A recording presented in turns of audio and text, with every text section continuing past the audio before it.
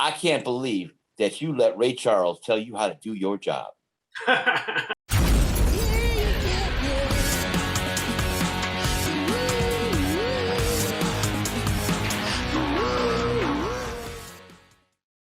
this is Party Like a Rockstar podcast, and I'm your host, Joel. Today's episode is brought to you by Misha's Kind Foods. They're an LA-based small business making the world's finest non-dairy cheese on the market today. They're lactose-free, paleo, keto, kosher, Parev, and 100% vegan. If you like what you see, check out the next video. If you like this video, please subscribe and like by clicking the little round button on the bottom right. To learn more about me or our other guests on the show, go to joelroadie.com. You can follow us on Twitter, Instagram, or TikTok. The handle is Joel Roadie. If you haven't already read my book, Memoir of a Roadie, it's now available through Amazon and paperback Kindle or as an audiobook. I hope you enjoy the show. I'm catching my breath here. I've been sweeping water into the sump pump for the last 24 hours. Jay just told me, and it's not fun. No, 100-year-old house. Who knew? The old houses are cool. They have a lot of look, but it's keeping them going. I was telling him that I have rentals, and I bought a house that was built in 1890 or something. I thought it was so neat. Well, the problem was when I had to get it rent ready, it was so much more money for me, and nobody told me it had a septic tank. That was my big flaw. I did not. Oh wow. Yeah.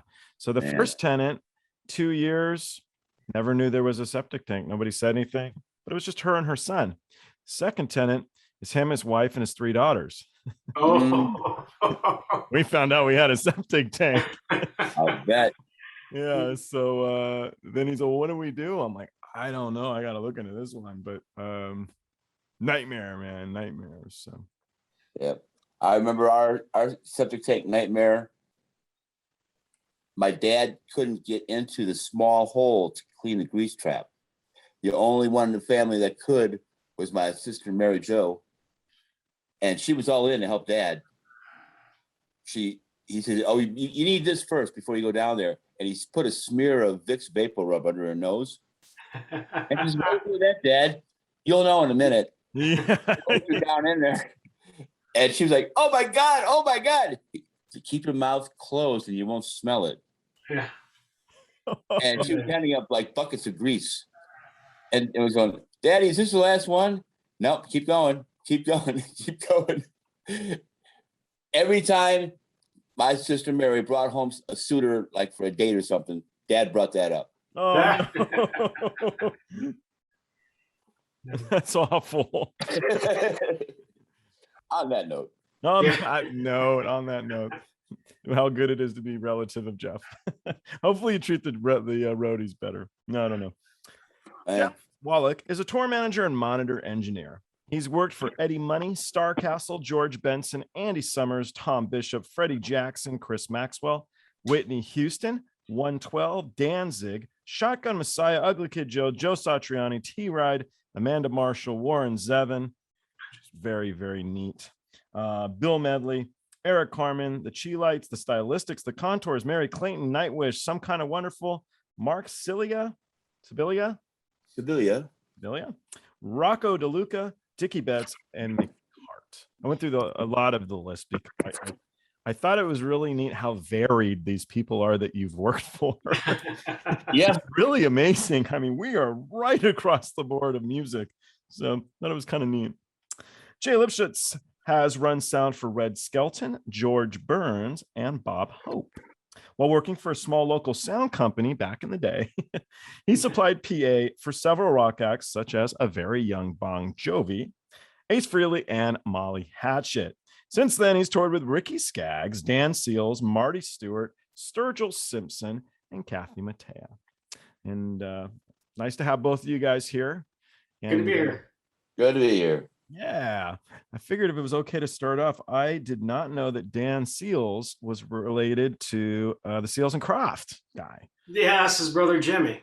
Yeah, which I love Seals and Crofts, and so with Dan England, whatever. When I hopped onto that, I was like, oh god, I like all these cheesy songs too. But I'm really cheesy, so I really like these songs. So God, mom must have been proud. You got two boys going in totally separate directions. Well, same kind of direction, actually. It's the same sort of music, but different bands on such successful levels. It's really neat. I couldn't believe I didn't know that. Yeah. What was it like touring with him? They had a band together for years before they sort of split and did their own thing. So I wanted to ask if you knew that, which I wasn't. So have you ever heard any of the songs that they did together? Years ago on the bus, probably, but nothing that really sticks out. I mean, No. they were young kids and there was a family band kind of thing. Well, I know like Seals and Crofts, there's a few really great songs, and then there's a lot of misses, in my humble opinion. So there was quite a lot of like, God, what happened here? So he didn't get into the cult stuff, did he? I don't think so. I mean, Dan was England Dan of England Dan and John Ford Coley before he was Dan Seals in the country market. And Dan was a Baha'i. And that's a very interesting religion.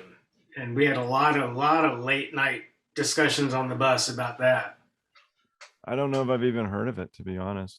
The Baha'i religion, I don't know a whole lot about it, but in a nutshell, the way Dan used to describe it is, it's in one of his songs, "We are all flowers in the same garden." And he used to say like Jesus, Muhammad, Moses, Buddha were all God's way, the one God, of reaching that many more people. Oh, all right. Was the easy way of him describing the Baha'i faith. Okay, cool. Well, speaking of godly like figures, Jeff. Whoa. We got any better stories than Dan Seals? I really am. It's fun because on some of these ones that come through, there's not. Some of the names come again and again because the band's tour so much.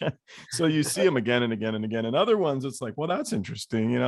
What would have Warren Zevon been like? I know he was a bookworm. I remember reading that years ago.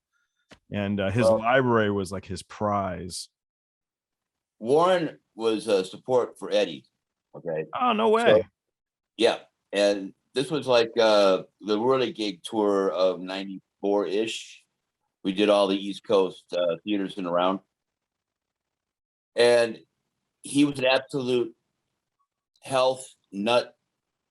I mean, I've never seen anybody eat more healthy than Warren. Huh. Macro-biotic vegetarian. His rider was so simple.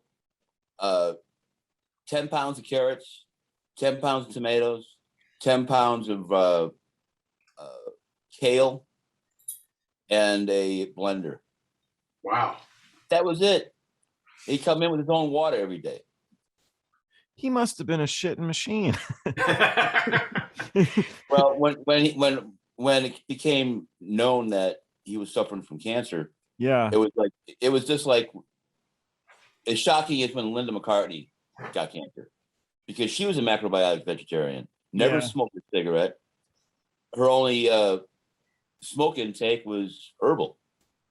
Yeah. And, it just goes to show you that everybody has their ticket punched before we even know it.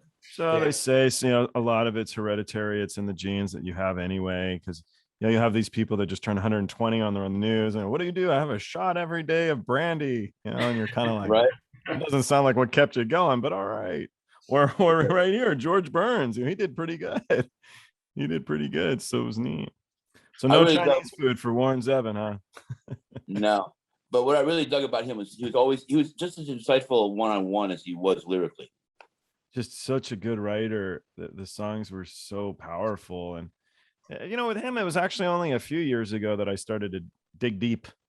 And the songs there's a lot of good ones that I'd never heard before. And that's when it gets exciting, when you start to love music again, because you have this new artist that you knew, but you didn't really know. You didn't really know at all. Right. Good little stories. Oh, fun guy, man. Really neat. Yeah, that's I've been fortunate to be able to interface with a lot of really great writers. Some of them you've never heard of, like Thom Bishop, for instance. Yeah. Thom was one of those guys. He was a Champagne guy. His very first manager was a very young Azoff. And John was his other, the guy that was Irv's go-to guy, was the day-to-day guy for Thom. You listen to Thom's stuff going back that time period, and you look and listen to Jackson Browne, Dan Fogelberg in the latter years, and the amazing difference between those two is Thom was a reluctant rock star. Thom did not want to be a rock star, but those cats copped so much of his lyrical genius, his wordplay, his twists. And it was like Irving was a great coach, still is a great coach. Yeah. But now Thom is finally coming back into the industry after 40 years. Yeah. And he's going with a record that we're getting ready to drop next year. The world's going to finally hear Thom Bishop. Cool. Is he related to Stephen Bishop or no? No, but it's a common name. But he and Steve were in that Chicago folk scene at the same time period. They shared the stage with John Prine. As a matter of fact, John Prine used to open for Thom at Park West in Chicago. Oh, that's cool. And see, Thom was in a strange place back then because he did a residency at Park West every summer. Okay. And one year, while he was doing his residency down the street at the Schubert Theater, there was a musical where the key character's name was also Thom Bishop, spelled the same way. Oh. One day, the business agent for Actors Equity comes in and says, "Here is a writ. Mr. Bishop, you cannot advertise your name in public in the city of Chicago during the run of this show because there's too much brand conflict." So Thom's birth name was Thomas Burke Bishop Jr. Okay. He changed his name to Junior Burke. And that wasn't good enough. So he said, screw this. I'm going to London. I'm going to do my grad work at Oxford. I'm going to get my degree in English literature. And I'm going to be a writer. He went to work for Warner Chappell, came back to the States, to Nashville, did a lot of great work in Nashville, wrote hundreds of songs, got a professorship at the Jack Kerouac School of Disembodied Poetics at Naropa University. And here he is. All these years later, now he's done, he's retired, he's tenured, and he's back in the game. Good. Where he should be. That's awesome. So, yeah. And you figure Irving should have squashed that, but it wasn't Irving. It was the guy that he had handle him. Yeah. Huh. But it's funny how something so trivial could lead you on a whole new way, a whole new path. Exactly. It's cool. This could be a good song. Good song. Every silver lining has a dark, dirty cloud, and there's a tunnel at the end of the light. Wow, there you go. There you go. Okay, so you too. So Jeff, you're responsible for Jay working in the industry is the word on the street. This is what I hear. So how did you first meet? Sorry, Jay. Yeah, it's okay. No, Jay was a great cat. He still is a great cat, but he was a sponge, and he was a vetting sponge. So he'd keep a man honest too. I'm really proud of him in the big picture. He has flourished, and his work ethic is self-explanatory. The guy is a bust-ass cat. His brain is always working. His logic and his critical thinking is a credit to him, not to me. He's making me sound good. Really good. Yeah, I want to hire you. But the bottom line, I mean, he's a good people person. Always has been a good people person. And in this business, you got to be that guy. Yeah. Me, I have no filters. Oh, good. That's been good sometimes and not so good in others. It's really good for podcasting. Well, it's not so good when you're working for an icon, i.e., Dickie Betts. Yeah. And you are trying to do something that you think is in his best interest, but can be construed as that marquee doesn't say the Jeff Wally band. That marquee says the Dickie Betts band. Are we on the same page, sir? Yeah, that. Yeah. At least he called you sir. Yeah. No, that wasn't him. That was me. Oh, all That's right. what happens to me. Okay. Mr. No Filters here. Yeah. So what, did you get fired? Yeah, I did. And I learned a lesson. For doing your job, you got fired. I did. All right. It's it's life. Okay. Dickie he's an amazing human being. He did a solid for me that no artist has ever done. May 4th of 14, my dad had a heart attack. We had just finished doing the Beale Street Blues Festival in Memphis. We're on the bus. We're getting ready to roll. My sister calls and says, Dad's in the hospital. We don't know if he's going to make it. It's a 50-50 shot right now. And I've got her on speaker. I'm in my bunk. Dickie's wife, Donna, comes up to the bunk and says, you need to go home. I said, no, we need to get to Jersey. No, you are going home. I said, Donna, I appreciate you. Good looking out. But I can do this right here. I can do something about this. I can't do anything about that. So we all went to sleep. I woke up in Jersey. Plane ticket, float, and we love you. Come back when you're ready. Yeah, that's nice. First class ticket to Chicago. Nice ground trans. They gave me 3 weeks to be with my dad. He took the time off. I've never ever had an artist like, okay, we're going to take some time off and not make some money while you take care of your dad. Yeah. So I keep that all in the correct perspective. Well, it's a stand-up thing to do, isn't it? It is. Yeah. Speaking of stand-up guys, so Eddie Money. Amen. Eddie Money. So I did a little bit of research on Eddie Money, and it was fun. I didn't know a lot about him. So one of the more interesting things was he was actually a New York police officer, like for a couple years before he went into music. And then when he decided he wanted to change pace and really take music seriously, we'll say, his dad ripped off the posters on his wall, his Jimi Hendrix posters, it said, because he was pissed off because his dad was a New York policeman.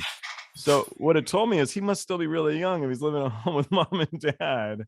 So Ed's favorite line in radio interviews to first-time interviewers was, I wasn't a cop. I was an undercover typist. Undercover typist.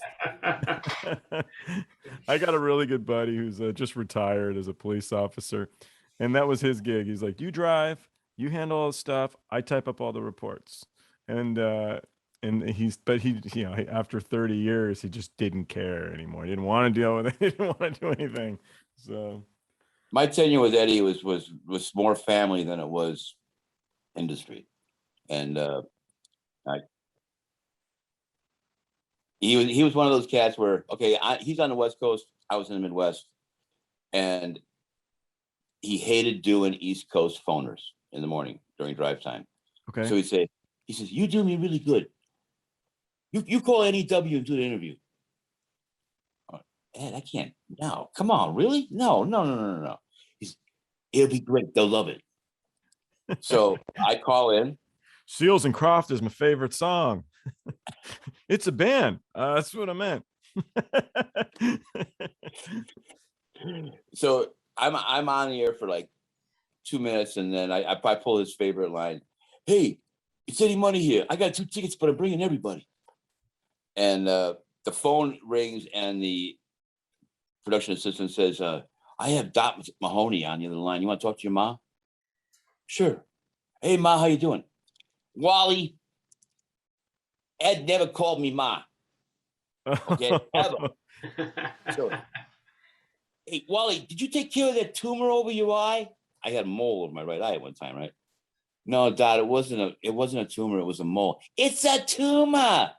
So for the next hour, it's like Gene Stapleton as Dot Mahoney and Jeff Waluch as Eddie Money going back and forth, sparring verbally. And it turned out to be one of the best days of radio in a long time. I bet it was fun. So was he listening to this whole thing? Yes. He must have been loving He was crying it. He was crying. He calls me up in the afternoon. He says, I had to wait for a while. I had to get the tears off my face. You did me so good. I'm going to give you a bump. Next paycheck, he sends me up another $100. Nice. Appreciate you. Yeah, man. You missed your second career there. You've been at Any Money stand-in. Did you ever do the ones where you're signing for the band? No. I worked No, for but, a guy who was a master. He could forge everybody. that was Bobby Levine, Ed's sax valet, if you will, and he was also a percussionist in the band occasionally, and overall great guy. But he could do Ed's signature perfectly. He did a couple hundred, 8x10s over time, but It's a skill. I can't do it. nah. I can't even spell my own name. I go to the bank, they look at me and they're kind of like, "That's seriously your signature?" It's like, I know an X probably would have looked better than this. That's how mine is. It's bad. Yeah. Well, more and more doesn't really matter now. Actually, it's that we're in the fingerprint phase, aren't we? Where it doesn't right. Pretty much. So it's all changed so much. Retina scan. Kathy Mattea, wonderful songs. Yeah, she's an awesome song farmer. She picks songs as if she wrote them. Yeah. So I'm a big Nanci Griffith fan. And she sang, I should have written it down. I forgot, but she sings a Nanci Griffith song. And Love It the Five and Dime. That is it. Thank you. And she did it so well because usually covers, I don't know. I'd rather hear they were both up for Grammys at the same time for that. Oh, no way. Kathy for the song and Nanci for the album the song was on. Oh, that's pretty neat. Yeah. I didn't know. And you've toured with her for? I've been with Kathy since 1994. Yeah, that's a while. Yeah. Wow. And when she's not, the nice thing about the country market, you don't work that much. So anytime she was off, I'd go out with other artists whenever possible. I remember years ago, one of Kathy's best friends, Suzy Bogguss, called Kathy and said, "Hey, I see that your calendar is coming to a close. Can I steal Jay for the rest of the year?" And Kathy's like, "Of course. But come January, he's back here." So I bounced back and forth between them for a while. Nice. Well, helps pay the bills. Keep working. Yeah. It's good. Yeah, Jay and I both came into the industry just to the north side of when road cats were in such demand that they'd have retainers. Those were the days. I never enjoyed that, but several of my contemporaries did during that period of time. Yeah, you're ours. You can't go off and work with somebody else, but we're going to pay you a salary that's equivalent to your tour pay. Yeah, that'd be amazing. Yeah, it used to be. I wish I would have enjoyed it. Yeah, right. That was something rare in the Nashville country market. Is that didn't happen very often. So when you weren't out with the artist you were mainly working for, you had to go out with somebody else. Yeah, you gotta keep going. Or work for the sound company that supplied your gear, or do the install at Branson for the Grand Palace, or something like that. Yeah. Remember, you're working for one band and then another band comes up that will hire you and you really want to go work for the other band, but you're already gigging. So you're kind of. Yeah. And a gig jumper does not make a career. No. Whitney Houston, was she very difficult? Because I really liked her. No, she was an absolute doll. It's just everybody connected with her consummate pros. Her shadow vocalist, who still enjoys an awesome career, Charlotte Gibson, still a pal to this day, just an awesome soul. That whole period of time during the '99 run was probably an absolute soul crusher for me, because she was one of those people where she was a free heart. You don't try to intervene on a free heart, because they're going to come around sooner or later. And unfortunately, it was too late. Yeah. I don't know. I don't think we've replaced her at all. She can't be replaced. No. She was so good at what she did. I don't know. She could really sing. I know it's obvious, but I mean, God. When we did that European tour, we did rehearsals for that '99 tour in Chicago. And the U.S. tour was good. It wasn't great. Yeah. There was a lot of turmoil, but it wasn't her turmoil. It was, just the peripherals Yep. And when we got to Europe, before we left for Europe, she said, "We're going to Europe. We're going to spend a few months there. We're going to do shows in front of castles. We're going to do 2-3 days in one spot. You're going to be able to enjoy Europe." And everybody's really pumped for it. But the peripheral drama ended up becoming more the precedent, and that was a shame. But the show, it's the command that she had of that stage and that audience. I've never encountered an artist like her, and I probably never will. I think it's one of the biggest tragedies in music ever. It factor. Yep. Yeah. Okay, on a more fun note, but I do agree. I really do mean it. So you said castles, and so it makes me think some of the really fun answers I've had on a lot of these are, what are the oddest gigs that you guys have worked? The Queen Mary with George Benson. First time I ever encountered apparitions. Really? Oh, wow. Oh yeah, dude. It was so weird. So what, you spent the night on the boat, or they were jamming out with George Benson? No, we actually spent the night after the gig. And it had been in dry dock for so long that the hallways had like a smile to them. Okay. And you'd have to walk a long ways to get to a staircase to get to any place else on the boat from the berthing areas. And you literally see something go through the wall in front of you, across the hall and through the wall. And I'm like, I did not see that. And then it would happen again. I get on the phone. I try to make a call. No cell reception. I go to George Kennedy, who was George's guitar tech. We called him Blade.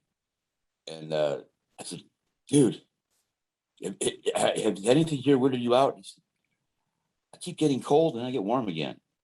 I'm like, okay, I'm going to keep this to myself because he's going to think I'm absolutely batshit crazy. Then it happened again to me in 2009. I was on the Flashdance tour, and Ralph Macchio's daughter was the lead. And we were playing a venue that had been around since the dawn of time in South Carolina. I forget the name of the theater. But when I was doing Settlement, there was a fife, three-man fife team from the Civil War that were marching through the box office down the hallway. And I looked at the girl that was doing Settlement with me, and she's like, "Yeah, that just happened. It happens occasionally." Wow. I'm like, I want out of here now. So how many tours have you done that you didn't take a lot of drugs? Seriously, I wish that would have been the case. But the Queen Mary is a big deal. They people love to spend the night there, and I think they even advertise it as like a ghost ship. I think they really do. Oh, I wish I would have known that going in, because it really weirded me out. Stick with me. You know, I lived in a house that was that Strother Martin, the film actor, lived in. You know, what we have here is failure to communicate. Yeah. And they had like haunted houses, renthauntedhouse.com or something. So I wanted to put on there, the house was haunted, and I'll rent all the time. And it's Strother Martin. He comes out, he gets real pissed off. He tells everybody to, there's failure communication. You got to shut up. But my girlfriend's like, "No, we're not going to do that." I thought it was a great idea. That was a really good one. There was a legend in my hometown. They called him Petey Gaga. Okay. And when he was living, he would ride his bicycle around Kenosha, and he'd walk up to kids that were smoking cigarettes on the corner, and he'd go, "If God wanted you to smoke, he'd put a smokestack in your head." And years later, after he had passed, kids would tell the story to their children about Petey Gaga actually being an apparition and not being real. Did anybody actually ever see Petey Gaga in school? That's funny. Yeah, it makes me think of oh, come on, what's the Leonard Skinner song? Curtis. Old Curtis was a black man with white curly hair. What is it? I don't know. Long Weekend. Yeah. I think the weirdest place I've done a show is on the deck of an aircraft carrier out at sea. That would be Yeah. amazing. You know, we were on a USO tour back in 1991 or two with Skaggs. How cool would that be? But I mean, could they even hear you? It must have been loud. It was loud, and that radar was havoc in the wireless units. But the ship did a really good job at turning into the wind and keeping the wind down pretty well. And it was loud, but we had a decent little PA, and it worked okay. You guys didn't spend the night on the ship? We actually did. They put us up. Yeah, they put us up in captain's quarters. It was nice, and we actually saw the transition of power from one captain to another. They do this really interesting flyby over the ship in the jets. Oh, what an awesome time! That was amazing. That must be incredible. So we were able to stand on the fly deck and watch them, take jets off and land jets, and it was very interesting.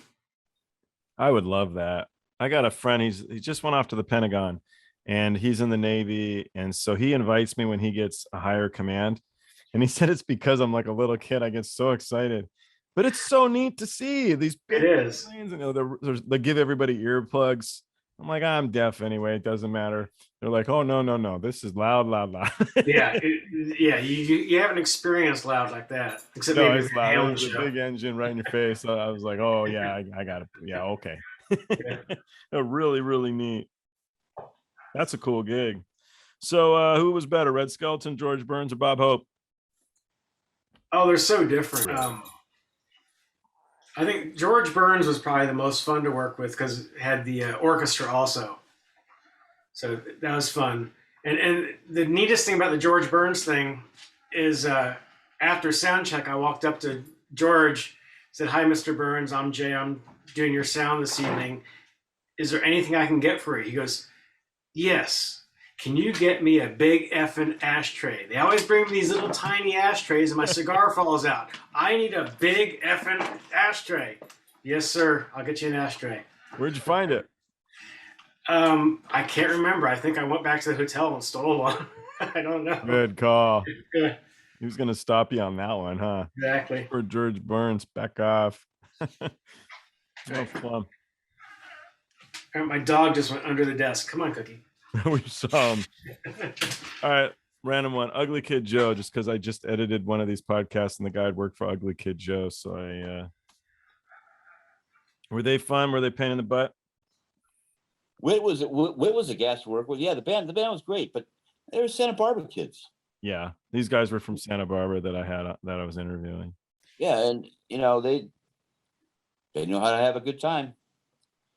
I remember the story. I'm trying to get on here. Dizzy from Guns N' Roses, and they had the Ugly Kid Joe's guys at a party, and he had a Mustang, the singer, and they were at the party, and the guys at Slash, I think, did it where he took the handbrake off and they let the Mustang roll down the hill or something. I'm like, why would you guys do that?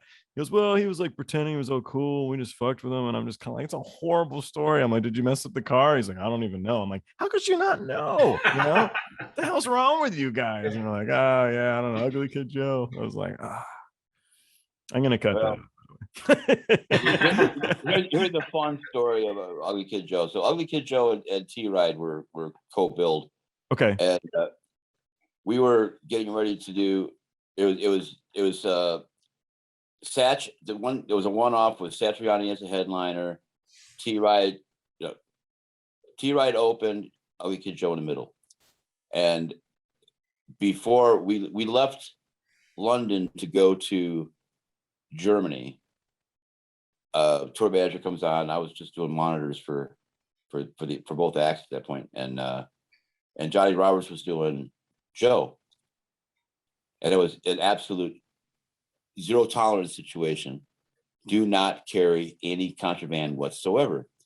So Whit had this prototype thing. It was a piece of brass, and it had a chamber in it, and he'd always have hash in it, blah, blah, blah. And so he gets off the bus, and we were at the Columbia House Hotel. Okay. Very iconic place. And they had one of these old time mailboxes outside on the curbside. So he found a spot up underneath there behind it that was masked by the exterior wall of where it was mounted, and he put it up in there. So a couple of years later, I'm escorting Eddie to a American Music Awards thing, and we see Whit. He walks up to me and says, "Hey, do you think Ed wants to puff?" I'm like, "This is not the spot, bro. We can go in the bathroom, man. Everybody's in there smoking."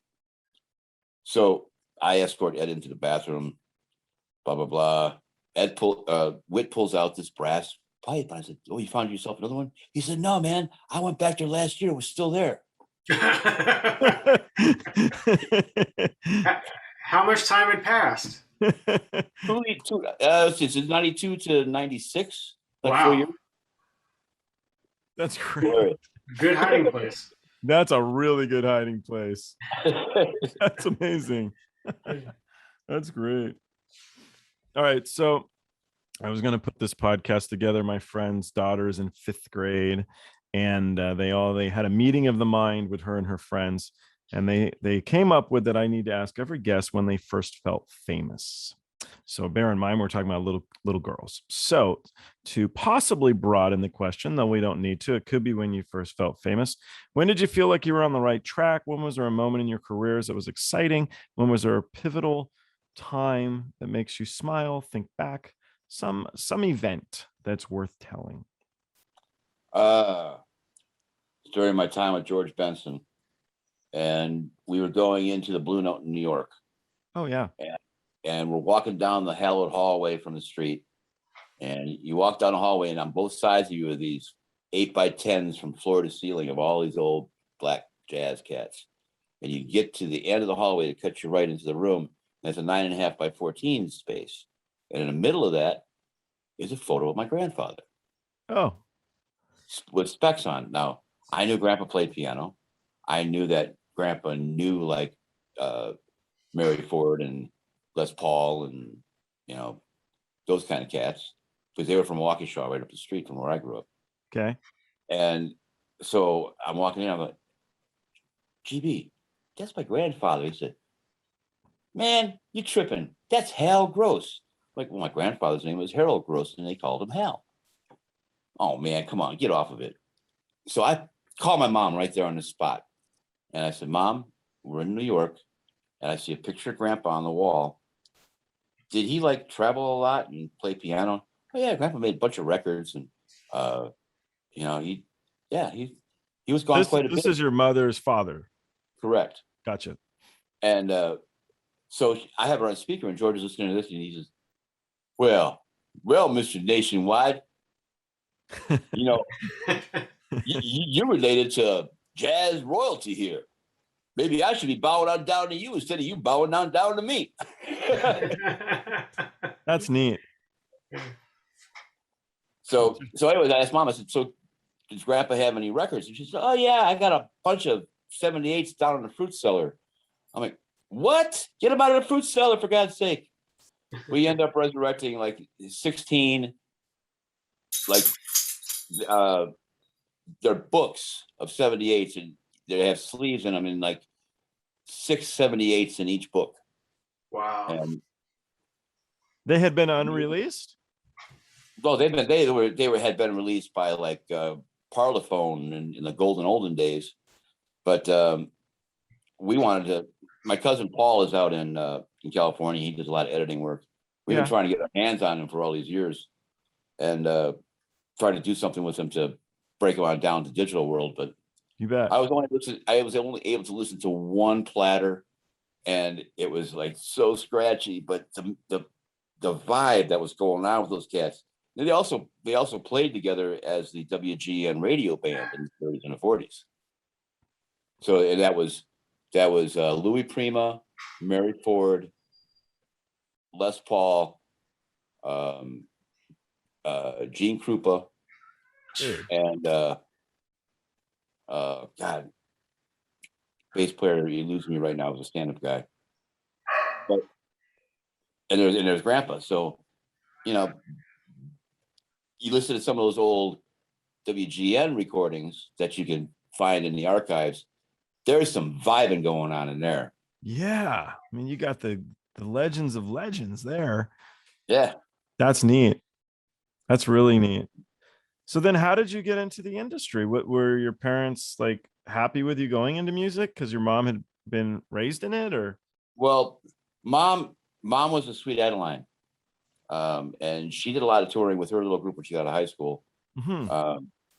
My situation was really freaky because I was kind of in a band, and I was a singer and whatnot, or an attempted singer. And one night, a friend of mine who's no longer with us, Roger Ciotti, and I went down to this nightclub in Waukegan, Illinois, called Night Gallery. They were a 4 o'clock room. Okay. So we would finish our gig and we'd go down to Night Gallery, and they would have, the Midwest barnstorming bands coming through. And one of these cats was a guy named Slink Rand, Keith Rand. He was a legendary guitar player in the Midwest. He was in another band called Smokehouse, and this was his breakout. Well, he was a Champaign-based guy. He was in that same stable of Irving Azoff's first company called Blythe Limited. And so Blythe had like 40 bands that played. They were working bands, Cold Kitchen, Faith Band, Duke Tomato and the All-Star Frogs.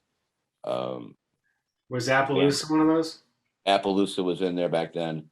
And they were all working bands. So this guy is like, he's struggling. He doesn't have a guy on stage. He's playing a 56 Flying V, and his hands are so massive that he's literally bending the strings in tune to play the gig. So I walk up and I see a guitar sitting there, and I pointed to it. He nodded yes. So I did the swap, and I had just come from doing a gig, and I had a pitch pipe in my pocket. I didn't know what the hell a strobe tuner was. There was a Con strobe tuner there, and I'd never seen one before. Us little guys in Kenosha, Wisconsin, didn't know what they were, right? And so I'm hitting the pitch pipe, and it's resonating in my head, and I put my ear up to the guitar, and I'm tuning the guitar, and hit a chord, and he finishes the song, and I said, I pointed to the V, and I gave him the okay sign, and he was like, really? He puts it on, he hits a chord, he goes, dude, you're coming with me. He said, get your shit, go home, get your shit, get back here before the gig's over at 4. You're coming to Champaign, Illinois. How fun. So that was the beginning. Went to Champaign, and then I made my run through all the Champaign bands. And one of those was also Starcastle, which was Terry Luttrell, the original lead singer from REO. Okay. He was the lead singer in Starcastle. They were like America's version of Yes. Okay. They were an epic band, and worked their asses off. They did a lot of support for everybody, but they just didn't quite catch. But that opened up some doors into some other areas, and it was just a run that kept going. I actually didn't have a roof to call my own for like 6 years. I just jumped from band to band to band to band.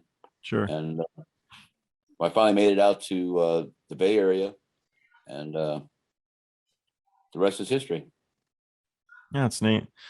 So of all the bands, who's the first that comes to mind for you of like, wow, this guy's so good. Just so talented.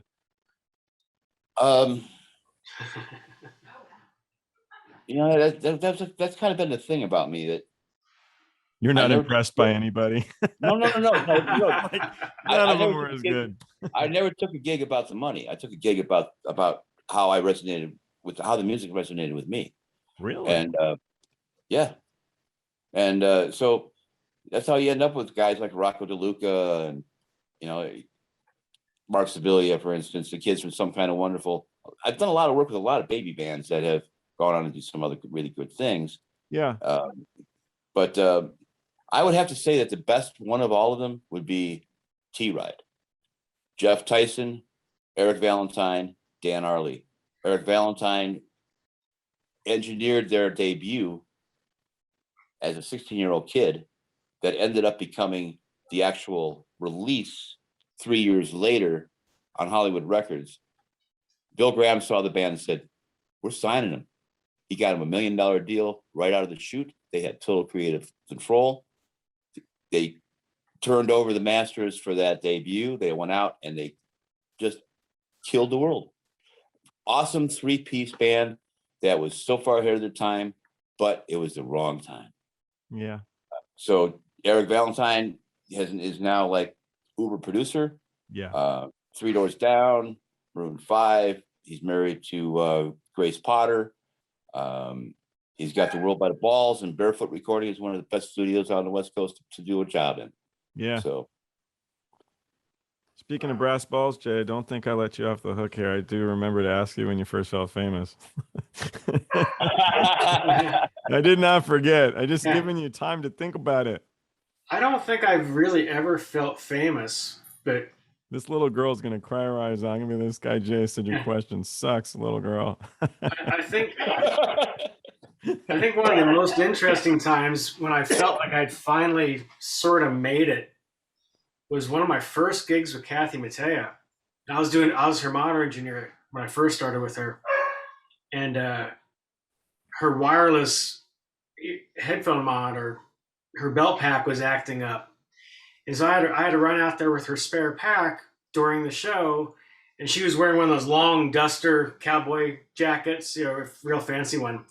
And so I was on my knees behind her. I had to lift her coat up and do the belt pack switch. And she just stopped right in the middle of the song as I'm back there and just says to the audience, "I love my job." And so I pulled the coat back over my head and poked my head out and said, "Not as much as I love mine right now." Put the coat back on, finished the swap, and ran off stage. So that's when I finally realized, I think I've made it in this business. Fun story though. That or shaking hands with the president when you're doing a gig with the Prez. We did a Labor Day show when Obama was president. We all got to meet him. That was fun. Yeah, that'd be awesome. I'm just looking up Andy Summers, and I don't think it's him. Somebody's brother had they had a bar in Hollywood called the Backstage. One of the guys in the Police, Copeland. It was Stuart Copeland's brother. Yep. Did you know him? The brother? Met him. Yeah. He was an agent. He was a booking agent, and he was with one of the larger agencies. But that happened as a result of him moving from ATL to the West Coast or something like that. Andy was a Brit, though. He's a real perfectionist, an uber talent, and he was one of the very first beatbox guys that I'd ever encountered. He was opening for Tangerine Dream. Oh, okay. And so there you have the guy like Andy, who's totally humble, and then you've got the bravado of the lead keyboard player, if you will. Thank you very much. You were a wonderful audience, but we are a very great band. Good night. That's awesome. How lucky you are to be here. Have a good evening. Speaking of bravado, what about Danzig? Oh, God. Interesting human being. How long were you with him? I just did that one tour in 90 and I couldn't get out fast enough. That was my heaven and hell year. I started out the first half of the year working for Petra, and I went from Petra to Danzig. and the guys that were opening were a pseudo-Christian band from Chicago. And when we arrived at the first rehearsal, tour manager gives us our tour passes, and they're upside down crosses with the pictures of the band members in each corner of the cross.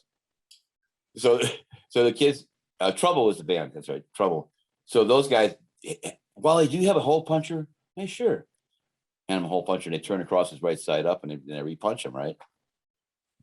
Glenn walks in, and they've got all their crosses righted. He says, "Hey, you guys want this tour or not?"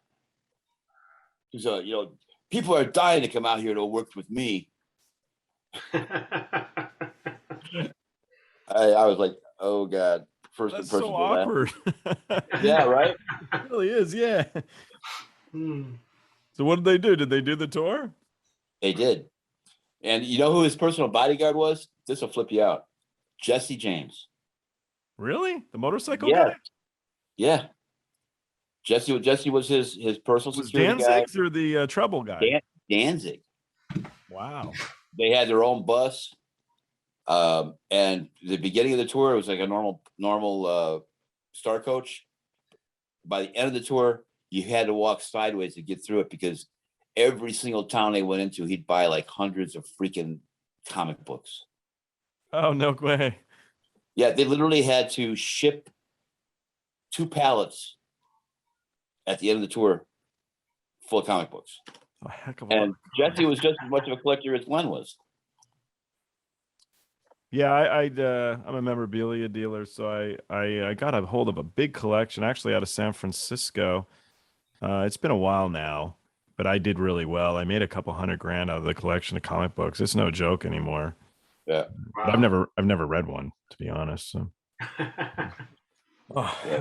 One other Glenn situation that has never made me feel right was like I had to deliver 118 DEB of monitors to him, and I could not use front wedges. It had to be side fills, and I suspended a Turbo Sound TMS3 horizontal over the top center stage, so it's kind of like body monitoring, body cavity monitoring, and we were at some venue on the East Coast, and it was a mosh pit from hell. And this kid went totally vertical, and he came down on the edge of the stage with his left shoulder, and you could tell that he was hurt really bad. Yeah. And he kind of flops over onto the stage, and Glenn got down, put the mic on the floor of the stage, and was like sitting in a crab position, kicking the guy to get him off the stage. Oh, rough. And I wanted to walk away from the gig right there. I was like, I am not going to put my name with this guy. And it turned out that they actually had to shut down the show to get the EMTs in there to get the kid out. And the kid was hurt really, really bad. Never did find out what the outcome of that was. And it's always kind of, that was all right. Yeah. Never did get the final disposition on that. He was so good. But oh man, I've heard some stories. Yeah, I mean, he really had that kind of Elvis vibe about him. He really did. That last album he did though is awful, painful to listen to. How bad it is because I'm like, nah, I'll be good. The guy's I didn't care. I just ignored people. It's really bad, like bad. His front of house guy was doing background vocals and playing keyboards at front of house. Oh wow. You know, which is, you know, there's a time differentiation there that is really dissonant if it's not done correctly. You bet. And, Rick Didymo was the guy. Didymo was spot on. He did that gig. The only other cat that I've ever worked with as a system engineer that was doing front of house background vocals was Davey Moyer. He did it with during Frank Zappa tenure during Baby Snake tour. And also with Duran Duran during the 93 tour. Spot on. Davey, you talk to Davey, he's got this big old low end voice, but he had this high end thing going on that would just cut right through. The harmony in Baby Snakes, if you ever listen to old Frank Zappa stuff, Baby Snakes, only 2 octaves up. Yeah. And Davey was doing that at front of house at 110 dB at the mix position perfectly. Wow. Yeah. But you didn't tour with Zappa. I was a system engineer. I wasn't a Zappa employee. I worked for the sound company. Wow. Because I had Ahmed on here and he was fun. You should watch that one if you haven't watched it. He was drunk before we started. Yeah. I think we talked more about the Muppets than we did about music. Did he try to do the worm for you? I brought it up, and then I brought up Tom Jones, and he's a nice guy, Ahmet. We had a really fun time just because I was friends with Phyllis Diller, And so I brought up Phyllis Diller at the end, and he goes, "We should do a Phyllis Diller party." Like, fuck yeah, we should. That would be great, you know? So I don't know, but it was fun to talk about. That was a fun one. It was very, very random. What I brought up was Frank Zappa did an interview with Letterman. And he says that Letterman's like, "What's with the kid names?" Basically, something like that. And he says, "Well, Amit wants to be called Rick." So I brought up the Rick. Why Rick? So he told me the story of Rick, and it's awesome. So it's about 20 minutes. He goes, "Okay, we're done with the podcast." That's it, because it went on for so long. But I'm gonna have to rewind that one. I really want worth listening to. It's very, very entertaining. I'm in. I'm definitely gonna do that because you'll get a kick out of it. It was a good one. It was really good. They were fun. It's hard. I like try to provoke, what's Whitney Houston like? So you try to provoke, but every now and then you get into something good. So there's little weird stories. Like one time I was doing a small club in New York City with Ricky Skaggs years and years ago. And it was a tiny club. So the only thing I had mic'd up was vocals and like the acoustics. And he had a drummer and everything. But I didn't worry about micing the drums. I mean, we're talking tiny club.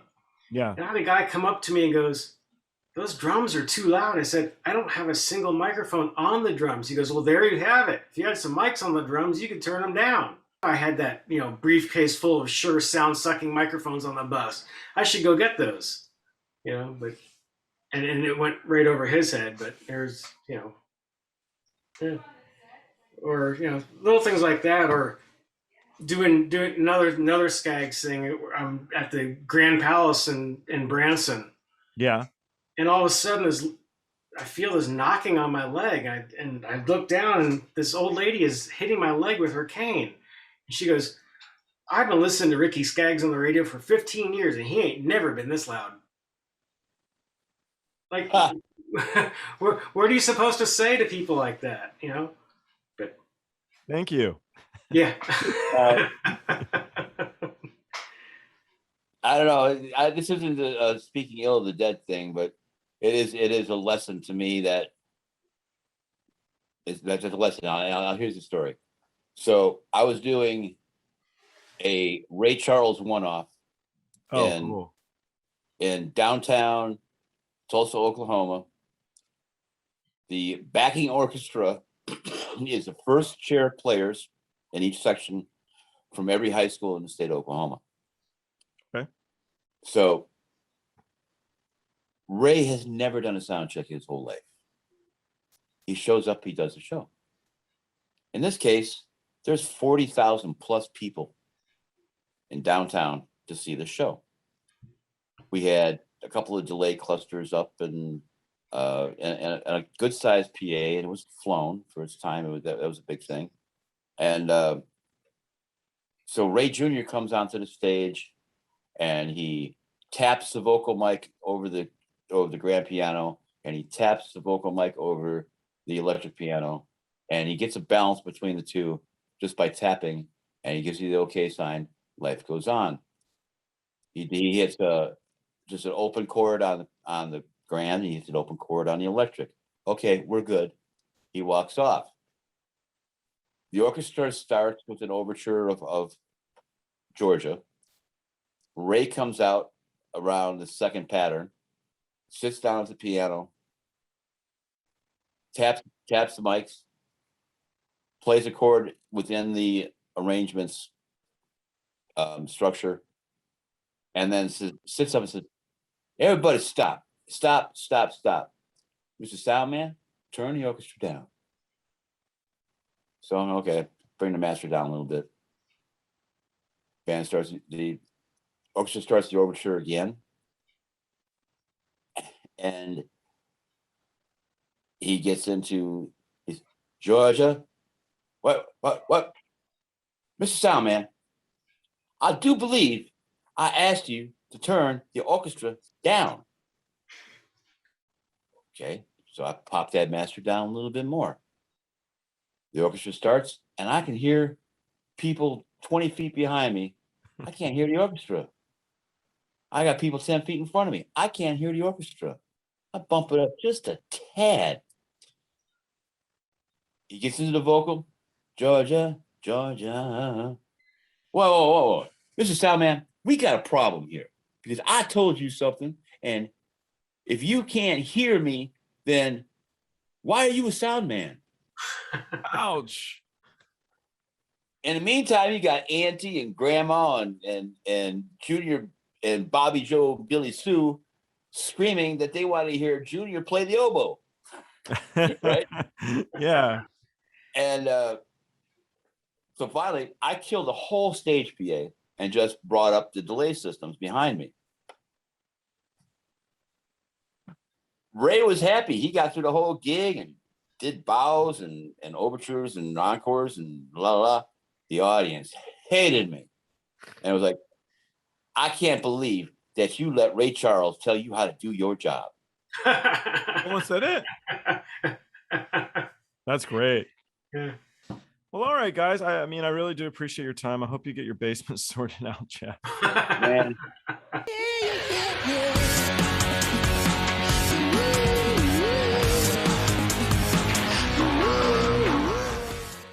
Thanks for watching. Don't forget to like and subscribe by clicking the round button on the bottom right. To learn more about me or the guests on the show, go to joelrohde.com. You can follow us on Twitter, Instagram, or TikTok. The handle's Joel Rohde. And don't forget, when you party like a rock star, don't be a dick.